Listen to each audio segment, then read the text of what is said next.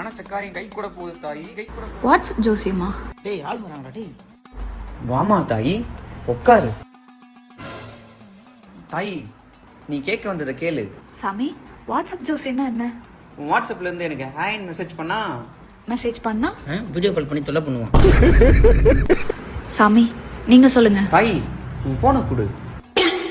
நீ ஒருத்த மெசேஜ்க்காக வெயிட் பண்ணிட்டு இருக்க. ஆமா சாமி. ஆனா அவன்கிட்ட இருந்து உனக்கு ரிப்ளைவே வராது. ஏன் சாமி? நெட் ஆஃப் பண்ணி வச்சிட்டான். அவன்கிட்ட இருந்து மெசேஜ் வரணும்னா நான் என்ன சாமி பண்ணணும்? நீ சாமிக்கு ஒரு 599 காணிக்க போட்டா அவன் ஆளுக்கு ரீசார்ஜ் பண்ணி விடுவான். உன் வாழ்க்கையில உன் எக்ஸ் கரண்ட் மாதிரி வர போறான். கரண்ட் மாதிரினா? வந்துட்டு போவான். நடந்தன இல்ல சாமி. மூஞ்ச காமி. அன்லாக் பண்ணிட்டேன்.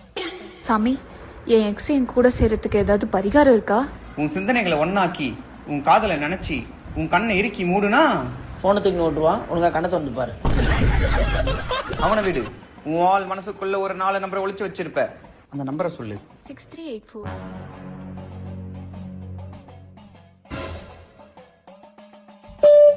போன் பேயில் 10,000 ரூபாய் பெறப்பட்டது.